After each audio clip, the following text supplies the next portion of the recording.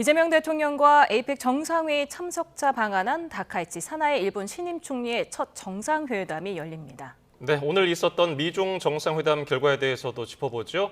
양기호 성공회대 일본학과 교수, 강준영 한국외대 국제지역대학원 교수와 함께 짚어보겠습니다. 어서 오십시오. 안녕하세요. 안녕하세요. 안녕하세요. 네, 다카이치 사나이 일본 신임 총리가 사실 취임한 지 9일 만에 처음으로 한국을 방문한 겁니다. 물론 공식 방문이에요. 국빈 방문이 아니기 때문에 회담도 좀 정상회담도 약식으로 진행이 되는 거죠? 맞습니다. 이제 지금은 상당히 이제 한국의 이재명 대통령이나 우리 이재명 대통령이나 또 일본의 지금 다카이치 총리도 굉장히 지금 바쁜 시간인데요. 다카이치 총리가 취임하자마자 얼마 안 돼 가지고 말레이시아에 있었던 말레이시아에 있었던 회담, 아세안 회담이 있었죠. 그 다음에 도쿄에서 다시 미일 정상회담이 있었죠. 그리고 나서는 오늘 에이펙에 또 한일 정상회담이 있거든요. 근데 굉장히 좀 바쁜 시간을 보내고 있고, 그런 점에서는 이제 국빈 방문은 나중에 시간을 두고 천천히 하면 되는 것이고, 오늘은 이제 상견례 정도에서 서로 인사를 나누면서 아마 조금 서로 상호 협력을 확인하는 그런 자리가 되지 않을까 생각을 하고 있습니다. 예, 다카이치 총리는 일본을 떠나기 전에 유의미한 회담을 하고 싶다고 했는데 그래도 오늘 첫 만남이니만큼 어떤 얘기가 나올 것으로 전망하세요? 네, 기본적으로 역시 이제 한일 협력하고 그다음에 이제 한미일 안보 협력을 지속해 나가자라는 것이고, 특히 이제 일본으로서는 납치자 문제에 대해서 한국의 지지를 좀 부탁하는 그런 내용으로 많이 이루어질 걸로 봅니다. 근데 전반적으로 지금 한일 정상회담은 국제 환경으로 본다면 굉장히 그 분위기는 좀 우호적입니다. 왜냐하면 하나는 이제 우선 한국도 겨우 이제 한미 간의 통상회담이 끝났고, 또 일본도 이제 미일 관세 협상이 끝났기 때문에 그런 점에서는 좀 안정된 분위기가 있죠. 그런 점에서 조금 더 이렇게 허심탄회하게 이야기를 나눌 수 있는 환경이라고 보고요. 또 하나는 역시 미중 간의 갈등 부분이 있고 여전히 남아 있고, 그런 부분에서 한일 협력이 불가피한 측면이 있습니다. 그리고 이번에 역시 트럼프 대통령이 와가지고 김정은 위원장을 만나고 싶었는데 결국 만나지를 못했는데, 사실은 이렇게 따져보면 한국도 지금 남북 간의 대화가 단절된 상태고 일본도 마찬가지로 지금 대북 창구가 완전히 막혀 있는 상태거든요. 근데 그런 점에서는 이제 이런 그 허심탄회하게 이야기를 나눌 수 있는 어떤 이익을 공유하는 파트너로서의 한국에서 본다면 일본의 어떤 위치라든지 또는 일본에서 본다면 한국의 중요성이라든지 이런 것들은 국제 환경 쪽에서 본다면 서로 윈윈하는 그런 관계를 만들어 갈 수밖에 없는 그런 환경에 놓여 있다는 점에서는 출발 자체에 대해서 약간 조금 의미를 부여하고 싶습니다. 네, 다카이치 총리가 이제 한국으로 떠나기 전에 중국과의 정상회담에 대해서 조율하고 있는데 아마 내일 하게 될 것으로 보입니다. 네네. 그런데 이 시진핑 국가주석이 다카이치 신임 총리가 취임할 당시 이게 전임 총리들과 달리 취임 축전을 보내지 않았어요. 그 사실은 뭐 제2의 아베, 여자 아베 뭐 이렇게 사실 중국 신문에 나왔어요. 그러니까 굉장히 강경한 어떤 태도를 보일 거다 그런 것 때문에 그랬는데, 어쨌든 지금 이제 트럼프 대통령은 오늘 떠났어요. 그러면 내일부터는 속된 말로 시진핑 주석이 주도하는 이 판이 될 가능성이 굉장히 커졌잖아요. 이제 이런 상황에서 일본 총리와 상견례도 하고 또 뭔가 이 분위기를 내가 끌고 간다 하는 거를 만들어야 되는 건데, 기본적으로 일본에 대해서는 그런 생각을 갖고 있는 것 같아요. 특히 한미일 삼각공조에 대해서는 굉장히 중국이 결국은 저것이 중국을 견제하기 위해서 하는 거다라는 생각을 갖고 있기 때문에 지금 예를 들어서 다카이치 사나의 총리 취임에 대해서도 특별한 어떤 그런 모습을 안 보인 것은 일단 전체적인 흐름을 한번 좀 보고 있지 않나 이렇게 판단이 됩니다. 보통 어떤 정치인에게 극우라는 표현이 쉽게 붙지는 않는데 어쨌든 지금까지 정치 행보를 보면은 상당히 강한 말들을 해왔기 때문에 우려가 됐거든요. 총리가 된 이후에는 좀 달라질까요? 저는 달라질 거라고 봅니다. 지금까지는 역시 이제 지금까지 정치적 행보를 보게 되면 여러 가지 역사 융토 문제에서 굉장히 강경했거든요.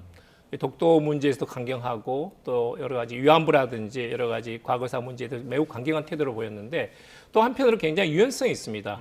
그래서 어떤 강한 측면도 있는 반면에 나름대로 이제 어떤 본인이 정치적 책임을 맡게 되면 그 부분에 대해서 유연하게 대응할 수 있는 어떤 능력도 갖춘 그런 평이 있습니다.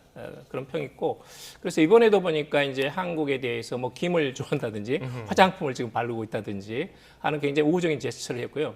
우리도 마찬가지로 지금 한일 관계가 굉장히 중요합니다. 한일 관계를 잘 구축해야 한미일 간의 선순환의 이런 구도를 만들 수 있고, 근데 그게 이제 뒷받침이 돼야 또 이런 중국과 러시아, 북한과의 관계도 개선할 수 있는 이제 든든한 이런 지지대가 되거든요. 네, 그런 점에서 양국 관계를 좀 원만하게 풀어갈 필요가 있고, 물론 이제 지금까지 정치적 행보를 본다면 구구다, 뭐 여자 아비다 이런 좀 비판적인 어떤 평가가 있는데요. 거기에 어떤 집착할 필요는 없습니다. 뭐 이제 책임을 맡은 상태에서 공식적으로 대통령과 총리로서 양국 관계를 국민의 지지를 얻고 그래서 지금 진전시켜야 될 의무가 있는 것이고 지금 현장에 있는 것이니까요. 네, 그런 점에서는 좀 더 긍정적으로 좀 기대하고 싶습니다. 네. 오늘 오전에는 세계의 단판이죠. 미중 정상회담이 있었습니다. 6년 만에 미중 정상이 마주 앉아서 대화를 나눈 건데 어떤 성과가 있었다고 보십니까? 그 둘 다 각을 세우고 있다가 이제 여기에 온 거는 적어도 판을 깨려고 온 거는 아니니까 비기러 왔다. 저는 그렇게 말씀을 드리고 싶습니다. 왜냐하면 이제 가장 핵심 포인트는 역시 관세 협상이었겠죠. 이미 그 상당한 중국은 다른 나라들이 하지 않았던 강력한 대응 관세를 계속 얘기를 했었고, 그러다가 결국은 5번에 걸친 내부 그 조율을 했었어요. 그런데 결정적으로 10월 9일에 소위 히토류 2차 통제 이게 나오면서 트럼프 대통령이 11월 1일부터 100% 관세를 더 추가하겠다. 이렇게 되면서 이제 아주 갈등의 골이 깊어졌는데, 마침 아세안에서 회의를 하면서 쿠알라룸푸르에서 이 중국과 미국의 이 실무 책임자들이 만나서 타결을 봤거든요. 그러니까 히토류 통제 1년 유예하고 그다음에 미국도 미국이 가장 발목을 잘 잡을 수 있는 거는 반도체라든가 소프트웨어라든가 아직 이제 중국이 조금 부족한 부분들이 있어요. 과학기술이 다 따라왔지만 설계 소프트웨어들은 다 어차피 미국 걸 갖다 써야 되거든요. 아직도. 이제 이런 부분을 서로 맞교환하는 형태.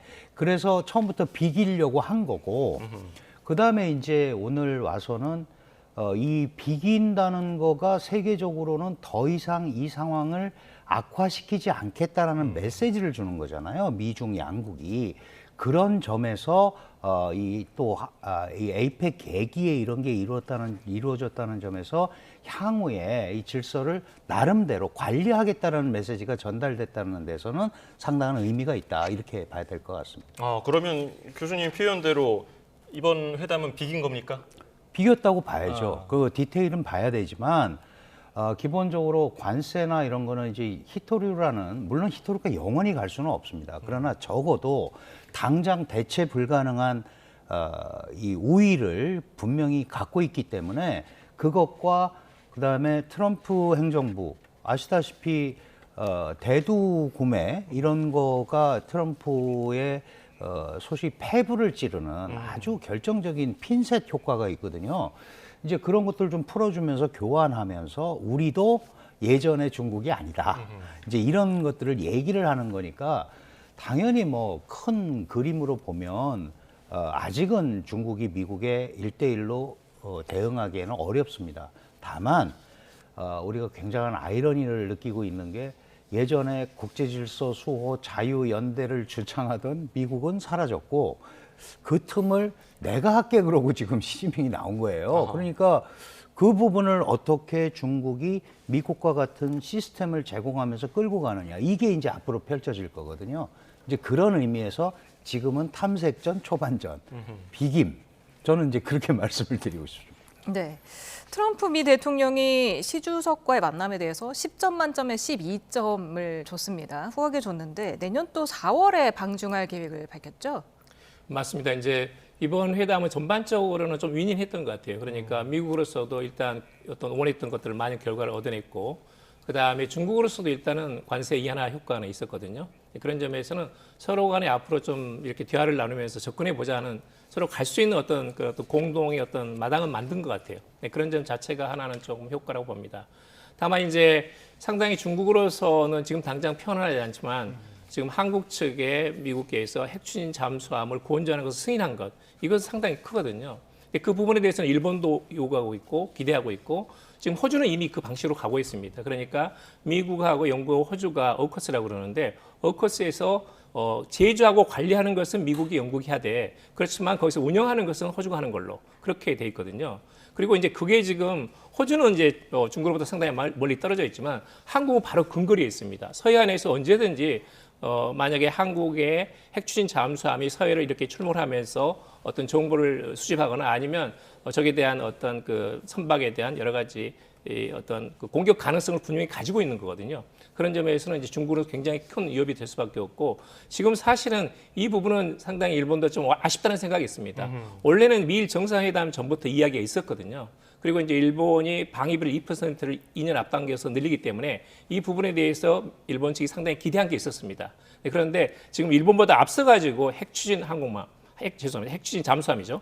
핵추진이라는 것은 핵무기는 아닙니다. 예. 핵무기를 발사하는 게 아니고 핵 동력으로 추진되는 그런 말하자면 수직 발사관을 가지고 있지만 그것은 핵무기가 아닙니다. 그냥 일반적인 미사일을 탑재할 수 있는 것이고 동력 자체는 오랫동안 잠항할 수 있고 그다음에 여러 가지 소음이 거의 없는 그런 점에서는 안전하고 상당히 유리한 어떤 전략적인 우위를 확보할 수 있는 한국이 북한이나 중국에 대해서 굉장히 전략적인 우위를 확보할 수 있는 어떤 중요한 어떤 그 모멘텀이거든요. 예. 그런 점에서는 이번에 여러 가지 종합적인 평가를 본다면 한미 정상회담의 성과는 나쁘지 않았다, 좋았다라고 좀 평가를 하고 싶습니다. 예, 지금 말씀하신 김에 얘기를 이어가 보면은 트럼프 대통령이 시진핑 주석을 만나기 전에 SNS에다가 미국 핵무기 실험 재개 지시를 언급했어요.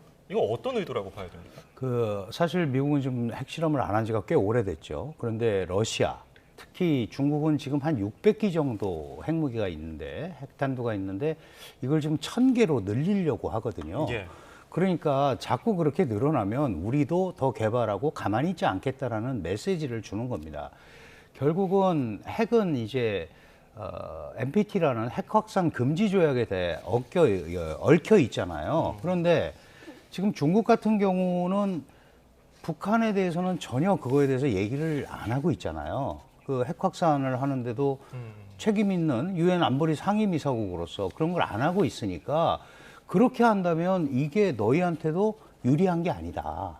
당연히 러시아한테도 그런 메시지를 주는 거고 이런 식으로 지금 뭔가 트럼프 대통령이 늘 좋아하는 방식인 미국이 주도하는 시스템, 질서 이거를 다시 한번 단일극 체제의 어떤 형태로 가려고 하는 그런 조치가 아닌가 이렇게 판단이 됩니다. 네, 중국이 좀 속내가 불편할 것 같은데 네. 그래도 오늘 한미 양국이 핵 확산 방지 의무를 다해야 한다 이런 원칙적인 입장만 밝혔습니다. 네, 직접적으로 맞습니다. 비난하지는 않았어요. 그렇죠. 굉장히 지금 관리하고 조심하고 있는 것 같아요. 왜 그러냐 하면 지금 시진핑 주석도 11년 만에 방한을 하고 우리한테도 굉장히 중요하지만 중국한테도 굉장히 중요합니다. 중국이 한국을 계속 밀어내기를 한다면 결국은 중국이 보게 될 상황은 한미동맹 강화, 한미일 삼각공조 강화거든요. 이것들은 중국의 동아시아 전략이라든가 세계 전략에 전혀 유리할 게 없습니다. 그러니까 매우 조심을 하면서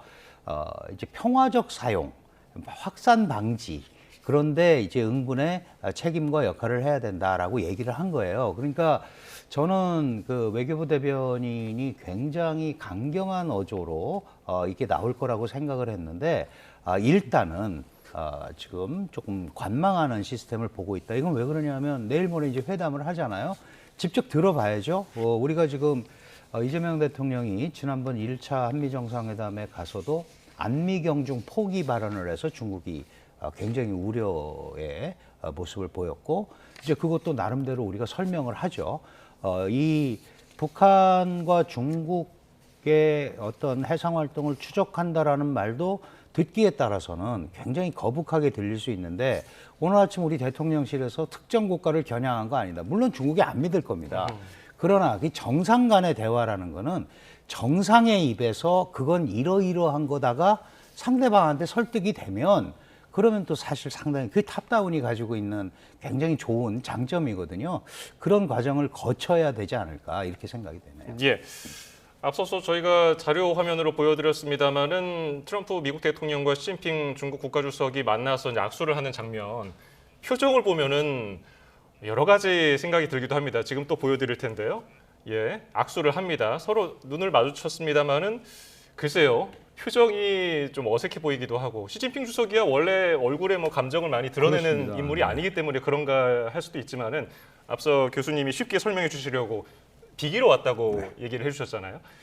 국내 정치 상황도 어느 정도 이번 에이펙에서 두 인물이 만난 게 이유가 있을 것 같은데요. 당연히 그렇습니다. 지금 뭐 트럼프 대통령은 잘 아시다시피 이 소위 자신의 그 기반이기도 한 중서부 농업지대에서 지금 상당한 어려움을 겪고 있거든요. 대두 농가라든가 이미 그 내일이 할로윈이고 지금 그래서 급히 또 갔잖아요. 아하. 할로윈 파티를 해야 됩니다. 백악관에서 아이들 데려놓고 그리고 추수감사절 행사를 해야 되고 예. 그다음에 크리스마스로 이어지는 이 미국인들이 굉장히 중시하는 이 소비 시즌, 이 시즌에 지금 대두농가에서 무슨 일이 벌어지고 있냐면 자신들 주택 모기지를 못 갚는다거나 자동차 할부금을 못 갚는다거나 이런 일이 실제로 벌어지고 있는 거예요. 그러니까 뭔가 이런 거를 더 이상 싸움을 하지 않고 해결을 하고 왔다라는 거를 보여줘야 되고 시진핑 국가주석도 마찬가지입니다. 시진핑도 지금 중국이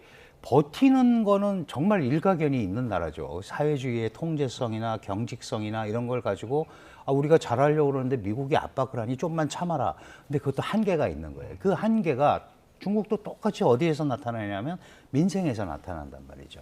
실업률. 그러면 이런 거를 해결하려면 결국 중국은 물건을 제조하는 국가거든요. 많이 팔아야 됩니다. 근데 미국과 병목이 걸려버리면 컨테이너 야적장에 물건이 쌓일 수밖에 없는 거예요. 그러면 실업률이 올라갈 수밖에 없죠. 실업이 올라간다는 거는 가처분 소득이 사라진다는 거고 그러면 쓸 돈이 없기 때문에 중국이 아무리 내수 시장 활성화를 해도 돈을 쓸 수가 없는 거예요. 그럼 돈을 안 쓰는 데다 물건을 많이 만들어낼 수가 없잖아요. 그럼 투자도 안 되는 거고 지금 그런 고리에 걸려 있습니다. 그래서 이번 거를 구체적으로 누가 이기고 지고가 아니고 내가 미국과의 안정적인 관계를 유지하면서 이 상황을 관리하고 있다라는 것들을 국내적으로 또 충분히 보여주는 그런 이 정상회담이다 이렇게 보면 될 것 같아요. 네, 방금 말씀하신 대로 트럼프 미 대통령은 이제 헬로윈 파티 때문에 빨리 갔다 이렇게 또 나오지 않습니까? 사실은 에이펙 정상회의 본회의 참석도 못하고 일찍 갔는데 그럼에도 불구하고 김정은 위원장이 만난다고 하면은 연장을 하는 건 너무 쉬운 일이다. 체류 연장을 하는 건. 이렇게까지 얘기했는데도 김정은 위원장은 답을 하지 않았습니다. 떠나면서 너무 바빠서 대화를 못했다. 김정은 위원장을 만나러 다시 오겠다. 이렇게 또 얘기를 했네요. 네, 하나는 이제 역시 트럼프 대통령이 남이 못한 걸 내가 할 수 있다. 분쟁 지역에 가가지고 내가 지금 8건 이상 해결했다라는 것이고 그래서 노벨 평화상 후보로도 좀 오르지 않았습니까? 다카이치 사나이 일본 총리가 노벨 후보상 후보감으로 올리겠다고 본인이 이제 발언한 적이 있거든요. 그 점에서는 이 한반도 문제에 있어서 트럼프 대통령의 관심이라는 것은 한반도 평화에 굉장히 저는 도움이 된다고 봐요. 그런 점에서 굉장히 우리 측으로서 반길 일이라고 생각하고요. 또 하나는 이제 뭐냐면 지금 한중 정상회담이 있고 미중 정상회담이 있습니다. 그런데 역시 여기서 이 자리에 또다시 김정은 위원장이 오는 건 적절하지는 않은 것 같아요. 그러니까 이제 적어도 지금까지 지금 북한과 중국과 굉장히 지금 좋거든요. 뭐 거의 지금 러시아와 북한은 완전히 동맹관계로 다시 돌아갔고 그래서 지금 북중로만으로 충분히 안정된 상태이고 이 안정된 상태를 어느 정도 유지하는 게 바람직하지 여기에 그냥 나와가지고 38선에서 판문점에서 또다시 북미 간의 정상회담하는 것은 사실은 분위기 자체도 맞지 않습니다. 그리고 우리도 이제 그게 간단히 끝나서 다행인데 한일 정상회담이나 또는 한일 외교장관 회담 이것도 사실은 바람직하지 않습니다. 적어도 이 시진핑 주석을 초청을 해놓고 거기서 이런 그 한일 정상회담을 하거나 한일 외교장관 회담 자체는 바람직하지 않거든요. 그런 점에서 다자회의 갖는 여러 가지 측면을 다 바라봐야 됩니다. 이쪽에서도 바라보고 저쪽에서도 바라보고 상대방이 여럿이기 때문에 이 상황에서 어떤 것이 현명하고 어떤 회의는 하고 어떤 회의는 하지 않는 게 좋은지에 대해서는 여러 가지 심사숙고를 많이 해야 된다고 보고요. 그런 점에서 이번에 전반적으로 잘 되어 있다 이렇게 보고 있습니다. 예. 이번에 김정은 북한 국무위원장이 뭐 속내는 모르겠습니다만은 시진핑 주석이 주인공으로서 트럼프 대통령과 손을 맞잡는데 그것을 좀 깨기가 어려웠을 것이다 이런 분석도 있더라고요. 당연히 그렇습니다. 사실은 더 이제 원초적으로 얘기하면 트럼프 대통령과 김정은 위원장이 옛날에도 만났잖아요. 그리고 하노이에서 결렬이 됐고 그 결렬의 핵심은 비핵화였단 말이죠. 그리고 어떤 방식으로 비핵화할 거냐. 그런데 북한은 분명하게 선언을 했잖아요. 우리는 핵 보유국이 헌법에 명시가 돼 있고 그리고 비핵화라든가 이런 걸 얘기할 거면은 우리는 만날 이유가 없다. 그러나 그게 아니라면 만나겠다. 이렇게 사실은 그 카운터 오퍼를 했어요. 그러면 지금 이 상황에서 트럼프 대통령이 만나면 비핵화 얘기를 안 할 수가 없죠. 그리고 우리 한미 정상회담에서도 비핵화 기조를 얘기했단 말이에요. 그러면 김정은 위원장 입장에서는 뭔가 얘기를 해줘야 되지 않겠습니까? 그러면 핵을 안 하겠다라든지 뭐 동결을 하겠다든지 우선 그게 이제 궁한 거예요. 그래서 이번에 만나기가 어렵고 또 하나는 잘 한번 생각을 해보세요.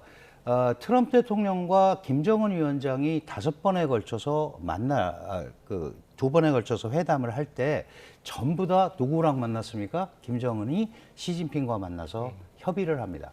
저는 이게 100%는 아니지만 중국의 동의가 없으면 지금 상황에서 그 김정은이 독자적으로 움직이기는 굉장히 어렵다. 그런데 지금 한국에 오잖아요. 그런데 여기 와서 지금 자기 형님이 지금 이러고 있는데 자기가 가서 막 트럼프하고 뭐 이러는 거 그거는 별로 양소님도 지적하셨지만 모양이 너무 안 좋은 거예요. 그리고 겨우 지금 복원을 했잖아요.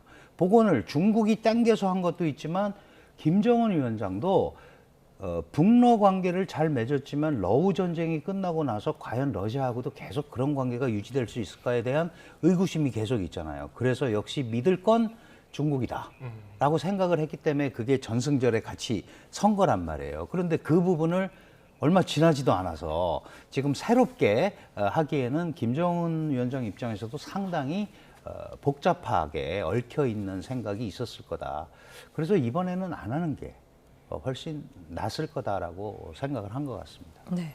그런가 하면 평행선을 달리던 한미 관세 협상이 어제 극적으로 타결이 됐는데요. 총평을 좀 해주신다면 어떻습니까? 일본과 비교했을 때는요? 일본과 비교한다면 전체적으로 좋았다고 봅니다. 우선 하나는 이제 그 총액으로 본다면 우리가 이제 3,500억 달러, 그다음에 일본이 5,500억 달러거든요. 그리고 이제 일본의 경우에는 지금은 이제 투자위원회가 있는데 그 러팅 상무장관이 전부 다 주재를 합니다. 그리고 최종 결정은 이제 트럼프 대통령이 하는 걸로 돼 있거든요. 근데 일본은 이제 협우 기구로 돼 있는데 협우만 할 수 있고 최종 결정은 전부 다 미국이 하는 걸로 돼 있습니다. 이게 굉장히 불평등 조약이에요. 그런데 이제 그걸 앞으로 그 팩트시트도 나왔기 때문에 그걸 앞으로 한국하고 미국 사이에 적용할지 여부는 굉장히 조금 아직은 불안정합니다. 이 부분이 조금 더 안정돼야 되는데 벌써 오늘 또 이야기가 나온 게 반도체하고 농산물 문제에 대해서 서로 입장이 다르거든요. 그러니까 이것은 지금은 일본도 마찬가지고 우리도 마찬가지인데 좀 안정은 되지 않은 상태예요. 근데 일본보다 우리가 좀 나은 건 뭐냐면 상업적 합리성이라는 게 들어가 있어요. 상업적 합리성을 추구한다는 것이 들어가 있거든요. 문장 안에. 예. 근데 일본에는 그런 경우가 그게 없습니다. 그런 문구는 없습니다. 그러니까 너무 이게 한국이든 미국이든 결국은 열린 어떤 세계 경제 안의 이론인데 지나치게 미국 주도의 일방적인 약탈적인 방식으로 할 수는 없는 거거든요. 그런 점에서는 상업적인 합리성이라는 것이 필요하다는 것이 들어갔고, 그 다음에 이제 역시 이제 외환 보유고에 있어서 제가 걱정이 되는 것은 그거예요. 우리는 지금 4천억 달러고 일본은 이제 1조 2천억 달러 가지고 있거든요. 그다음 대순자산이 우리가 1조 달러 정도 있고 일본이 한 3조 달러 가지고 있습니다. 근데 그렇기 때문에 우리가 이제 전체적인 볼륨으로 본다면 역시 훨씬 더 좀 그 양이 적습니다. 그런 점에서 2천억 달러를 현금이라는 것은 굉장히 부담이 돼요. 물론 이제 우리가 어떤 유동성 위기에 대응해서는 이 부분에 대해서는 우리가 결정을 해가지고 이제 상한선을 200억 달러로 한 것이고 또는 우리가 어려울 경우에는 이 부분에 대해서 다시 논의할 수 있다라고 했거든요. 그런 점에서는 상당히 일본보다는 적어도 유리하게 돼 있다라는 생각이 듭니다. 예. 예전에는 이제 안미 경중해서 안보는 미국, 경제는 중국 이런 말까지 있었는데 이제는 뭐 그런 지각 변동이 생기는 것 같고 앞으로의 정부는 어떤 스탠스를 취해야 된다고 보세요? 글쎄요, 그 안미 경중 같은 경우도 말씀하셨다시피 미국에 가서 이제 얘기를 하다 보니까 미국을 의식해서 중국을과 멀리 하려는 거 아니냐라는 이제 그런 개념으로 들릴 수 있거든요. 그런데 제가 볼 때 지금 현재 이재명 정부가 얘기하는 것은 안미 경중이라는 그건 고답적인 기존의 틀을 가지고 향후에 국제 질서에 순응하기가 어려우니 새로운 형태로 가겠다라는 거를 경중만 띄어서 얘기하면 안 된다 이거죠. 큰 틀에서 여기 방위비 얘기도 했잖아요. 우리도 자신감을 뭐 상당히 피력을 하면서 우리가 쓰는 국방비가 전체 북한 GDP의 1.4배다. 우리도 충분히 하고 있다. 그리고 그런 걸 통해서 미국의 방위비를 감소시켜 줄 수 있다. 이제 이렇게 하면서 저는 어제 이제 그 회담을 딱 보면서 그런 생각을 들었어요.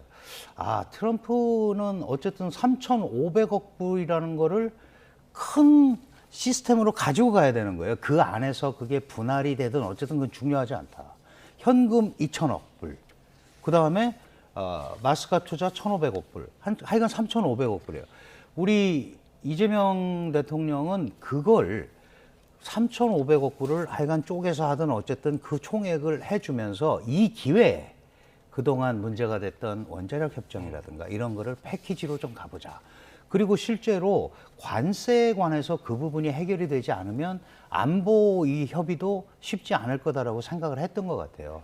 그러니까 이걸 같이 가는 차원에서 이제 그 미국의 말을 들어주다 보니까 일부 약간 이제 발표도 다르게 나고 그러는 것들이 있는데 아쉽게 생각하는 거는 특히 철강 관세 같은 경우는 전혀 건드리지를 못했죠. 철강 관세는 우리가 EU에도 지금 50% 관세를 맡고 있거든요. 그럼 한국 철강이 굉장히 이제 어렵고 농산물에 대한 이견도 지금 양 교수님 말씀하셨지만 있고 반도체도 대만 수준 이게 함정이 있습니다. 이게 잘 봐야 되는데 EU하고 일본은 반도체를 15%로 지금 해놨어요. 근데 왜 한국을 대만 수준, 우리는 또 그렇다고 뭐 미국은 얘기를 안 하니까. 그런데 지금 반도체 생태계라는 게 미국의 원천 기술과 일본의 소재 부품 장비, 그 다음에 한국과 대만의 제조력으로 돼 있거든요. 한쪽은 파운드리, 하나는 메모리 이렇게 돼 있어요. 그러니까 이게 어느 한쪽을 해주면 한쪽도 그렇게 해줘야 되는 거예요. 트럼프 입장에서. 그러니까 이 두 개를 패키지로 관리하겠다는 뜻이거든요. 그러니까 대만 수준이 예를 들어서 높아지면 우리도 높아지는 거예요. 그래서 약간 함정이 있는 겁니다. 다만 아시다시피 이 다른 데가 이 기술을 따라올 데가 없기 때문에 일단은 기술 경쟁력을 가지고 갈 수는 있다. 그래서 향후에 이런 부분에 대해서 세부 협의들이 조금 더 이루어질 수밖에 없는 구조라고 저는 생각을 합니다. 네. 현금 투자 비중만 보면은 일본의 36% 수준이다 이렇게 선방했다는 평가도 인감하면은 국민의힘에서는 GDP 대비로 했을 때 총 투자 규모가 일본은 13%, 우리는 55%다. 그리고 우리 국민 1인당 부담 규모도 일본은 4,500억 달러인데 우리는 18,700달러다. 이거는 너무 불리한 거 아니냐 이런 분석도 있더라고요.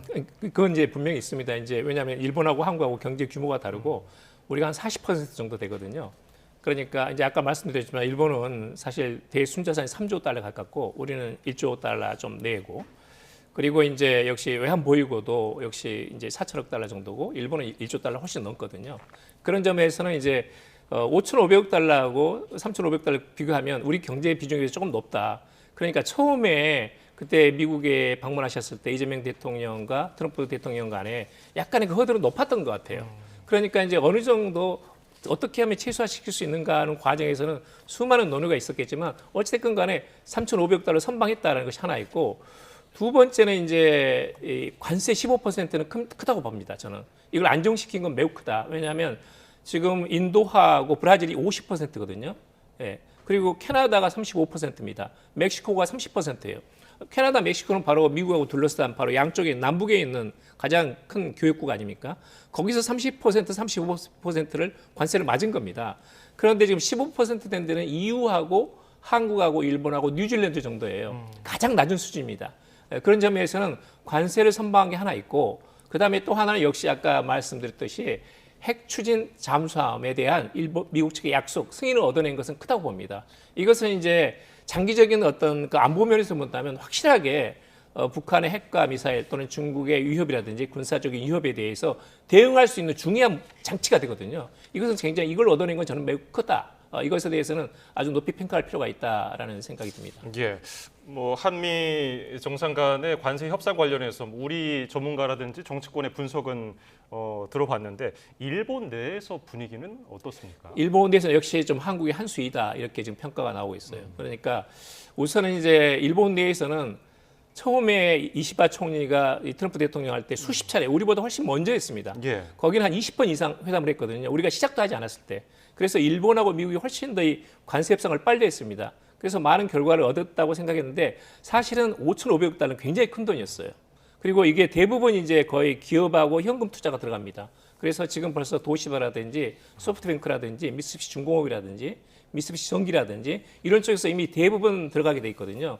그 투자 내용을 보게 되면 대부분 이제 팩트시스트가 나와 있기 때문에 알 수가 있는데 주로 이제 미국의 AI라든지 지금 반도체라든지 굉장히 전력이 필요합니다. 그래서 미국의 전력 인프라를 대부분 확보하는데 거기에 집중 투자하는 걸로 되어 있습니다. 그다음에 이제 조선이라든지 또는 반도체라든지 또는 파이프라인, 알래스카에서 그 가스관 이를 끌어오는 거 그런 쪽에 이제 이렇게 투자하게 돼 있거든요. 근데 그런 점에서는 일본 측으로 봐서는 그 여러 가지 그 운영하는 방식이라든지 굉장히 불공평합니다. 일본이 그 여기 요구할 수 있는 상황이 전혀 없습니다. 압도적으로 미국이 주도하게 돼 있거든요. 근데 문제는 이제 이 이시바 총리가 물러나고 그다음에 다카이치카 총리가 되는 굉장히 국내적으로 약간 정치적인 불안정한 상태가 있었어요. 그 틈을 미국이 치고 들어갔다도 볼 수 있는데 이 다카이치는 총리가 되자마자 미일 관계를 악화시켜서는 안 됩니다. 우선 하나는 국내 정치에서 너무 지금 입지가 약해요. 그러니까 일본 유시나를 겨우 끌어들여 가지고 지금 총리가 됐는데 두 정당이 합쳐도 지금 과반수가 안 됩니다. 한 3석 정도가 부족해요. 그런데 이렇게 국내 입지가 약한 상태에서 본인이 여자 아베다 또는 아베 후계자다라고 하면서 정상회담에서 계속 아베를 띄웠거든요. 근데 아베는 뭐냐면 아베는 민주당 정권이 아니고 일본 민주당 정권이 끝나고 아베가 2차 내각을 하면서 들어왔을 때 자펜스 백 그랬어요. 일본이 돌아왔다는 것은 미국과 일본은 한 몸이다. 미국이 요구하는 대로 다 듣겠다는 것이었거든요. 이제는 반미라는 건 없다는 것이 아베의 선언이었어요. 그런데 국내적인 입지도 약하고 카리스마도 없고 그다음에 금수저도 아니고 흑수 출신인 지금 다카이치 총리가 미국과의 대립각을 세웠다가는 그야말로 몇 단 못 갈 수도 있습니다. 일본 내에서 보수 세력이라는 것은 미일 관계는 완전한 최고의 철칙이거든요. 이걸 절대 건드려서는 안 되는 겁니다. 그러니까 우리는 지금 여러 가지 시민단체라든지 야당에서 이 한미 협상 잘못됐다고 하는데 일본에서 거의 목소리가 안 나옵니다. 이제 뭐 니케이 신문 같은 데서 이건 좀 문제가 있다. 너무 좀 불공평한 것이다. 이렇게 지적은 있었는데 일본 내에서 자민당에서 이것을 가지고 논의하면서 이것을 다시 재개정해야 된다든지 협상에 문제가 있다고 지적하는 의원은 700명 국회의원 가운데 단 한 명 없습니다. 근데 그 정도로 지금 미일 관계라는 것은 한미 관계가 또 다릅니다. 우리는 미국에 대해서 할 말 하지만 일본은 할 말을 하지 않는 그런 구조예요. 그건 어떤 심리적인 정치 사회적인 구조가 있습니다. 미일 간의 권력의 관계라는 것이 지나치게 수직적이기 때문에 그런 점에서는 지금 당분간은 미국이 요구하는 대로 다카이치 총리는 갈 수밖에 없습니다. 그리고 나서는 내정을 안정시켜야 돼요. 지금 이제 일본 내에서 물가 대책 엄청 심각하거든요. 일본 지금 서민들 고통이 가중되고 있는데 이 국내 정치에서 안정을 시켜야 되는데 그렇지 않고 또다시 미일 관계를 악화시키거나 한일 관계를 악화시켜서는 본인의 국내적 입지가 너무 좁아집니다. 그렇기 때문에 이것은 기본적으로는 한미일 관계는 간다. 한국을 화나게 하지 않고 미국하고는 아주 최고의 본인이 말한 것처럼 미일 간의 그 동맹의 황금 시대를 만들겠다라는 것을 계속 유지해가는 수밖에 없습니다. 적어도 이제 그게 어느 정도 안정된다면 국내 정치 지지율이 올라가고 물가 대책이 성공한다면 이제 1년, 2년 가게 되면 그건 성공한 겁니다. 그렇지만 물가 대책이 실패하거나 일본 유신회가 이탈하거나 한일 관계나 한미일 관계가 크게 악화되거나 하면은 언제든지 퇴진할 수밖에 없습니다. 그게 바로 다카이치 내각의 어떤 생리이자 함정이죠. 또는 한계입니다. 네.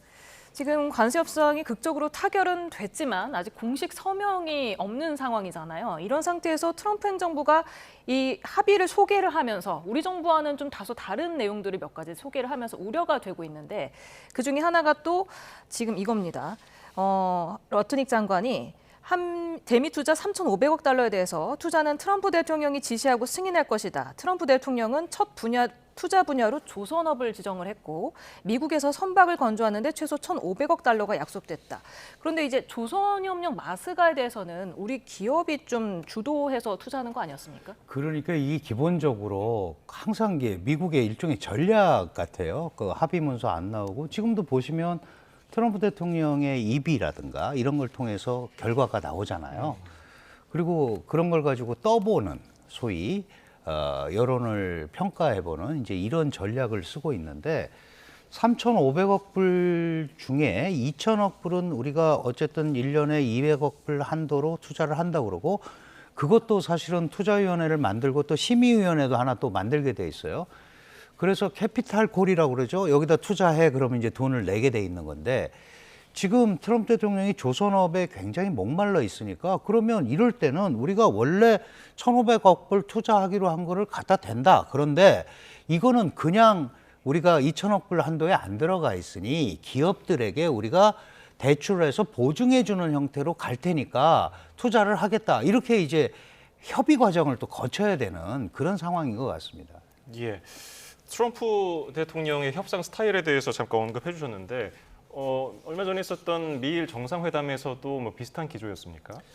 분위기는 아주 좋았습니다. 뭐 일본 총리가 이제 말을 빌리자면 뭐 그 사람들 원래 잘 됐다고 이야기는 하는데 한 120% 정도의 효과가 있었다라고 이야기를 하는데 첫 만남이니까 이제 케미가 좋아야 되거든요.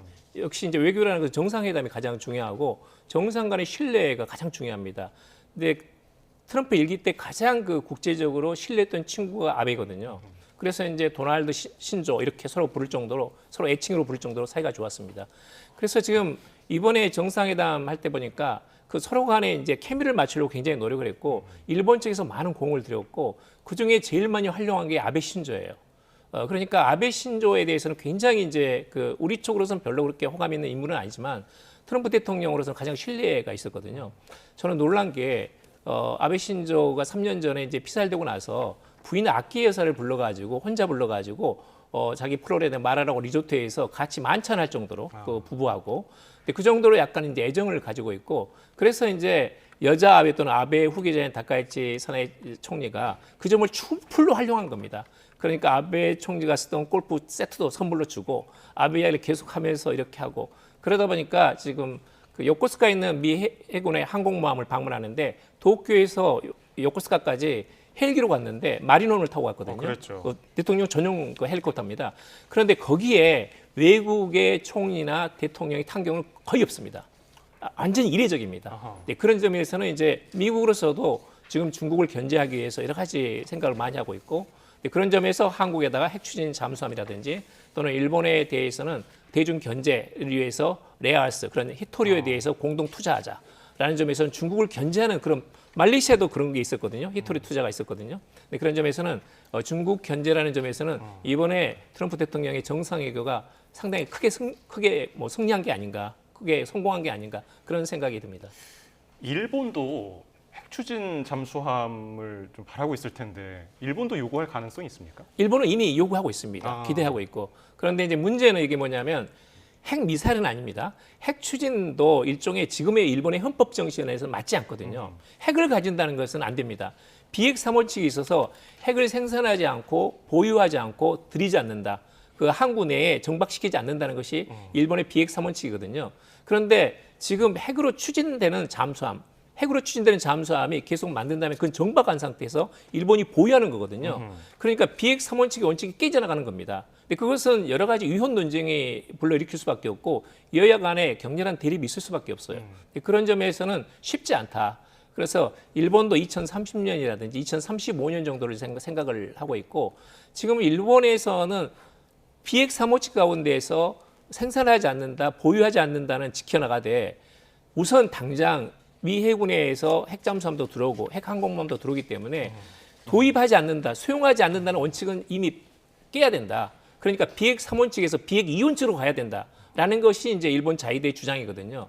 그래야 일본에서 핵 추진이란 그 잠수함도 가질 수 있고 그 다음에 어떤 그 대양 작전 범위가 넓어지는 겁니다. 그러니까 일본 해상자위대는 더 넓혀가지고 중국을 둘러싼 중국 연안뿐만 아니라 구함까지 이렇게 제2 열도선이라고 그러는데 그 부분까지 일본 자위대가 커버할 수 있는 그런 역량을 갖추는 것을 기대를 하고 있는데 지금의 문제는 뭐냐면 이제 헌법 문제, 위헌 논란이 있는 것이고 미국에서 그런 부분에 대해서는 아직까지는 오픈된 상태가 아니라는 거죠. 그런 점이 지금 일본 측의 고충이다 이렇게 볼 수 있습니다. 네. 또 수익 배분도 지금 5대5로 일본과 같이 되지 않았습니까? 이 부분은 어떻게 보세요? 그 사실 9대 1대 9 뭐 이제 이렇게 됐었는데 5대 5로 된 거는 아마도 이제 우리 정부가 전략적으로 선택을 한 것 같아요. 왜냐하면 그 부분을 계속 고집을 해가지고는 그 다음 스텝으로 나가기가 매우 어렵다라고 판단을 했고 결국은 트럼프 대통령한테 총액 베이스를 맞춰주면서 그리고 그거는 수익이 나기 전에 얘기잖아요. 그러니까 원금 회수할 때까지니까 투자위원회라든가 심의위원회 그 아까 굉장히 중요한 그 조항이 있다고 말씀해 주셨는데 이 상업적 합리성 이런 것들을 얘기하면서 재협의도 가능하게 돼 있어요. 그러니까 우리 정부 입장에서는 그걸 최대한 이용을 하면서 이걸 완충 역할을 만들어 가겠다라는 생각을 했던 것 같습니다. 그런데 전체적으로 보면 일본이 잘 못했다는데 왜 일본 거를 비슷하게 따라가지 그러는데 사실은 미국의 이 소위 실무자나 이런 사람들이 한국에 대해서 잘 모릅니다. 기본적으로 일본의 아류 정도? 일본이 원래 아시아에서 제일 잘 나갔었는데 지금 한국이 치고 올라와서 뭐 비슷해졌거나 상당한 그 영향력을 가지고 있는 국가. 그러니까 일본처럼 하면 될 거다. 라고 똑같은 개념으로 자꾸 이제 소위 윽박지르는 거죠. 그런데 우리는 그렇게 하고 싶어도 그럴 돈이 없었어요.